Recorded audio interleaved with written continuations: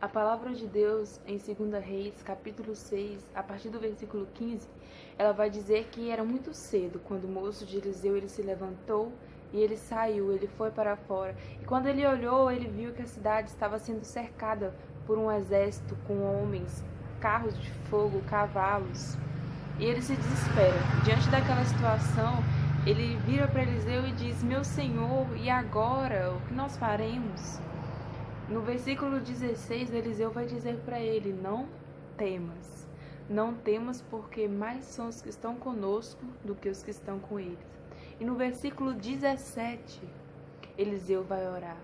Eliseu vai orar e vai dizer: Senhor, abra os olhos desse moço para que ele veja. E o Senhor abriu os olhos do moço.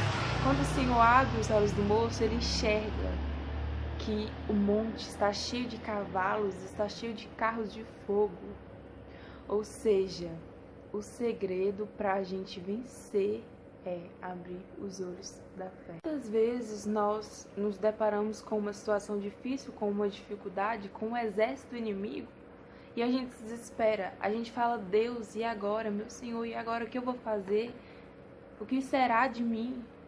E hoje eu estou te dizendo que o segredo é enxergar pelos olhos da fé. Porque quando Eliseu ora e ele pede a Deus que abra os olhos do moço, ele vai enxergar que mais são os que estão com ele do que os que estão com o exército inimigo.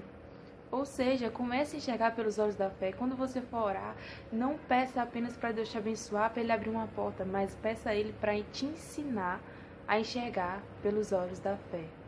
A fé sem obras, ela é morta. De que adianta você dizer que tem fé se quando chega diante de uma situação difícil, diante de uma situação que você olha para um lado, vê dificuldade, olha para o outro, tem mais problema, que você olha para todos os lados, você olha para todo mundo e não tem ninguém para te ajudar. Então você vai recorrer a Deus, não é? Mas não adianta apenas você orar pedindo a Deus que Ele resolva essa situação. Você tem que começar a enxergar pelos olhos da fé, colocar a sua fé em ação. A partir daí você vai ver que mais são os que estão com você dos que estão com eles. E aí você vai vencer. Porque Deus é poderoso e não há nenhum problema, nada, não há nada que seja maior que o nosso Deus. Aleluias.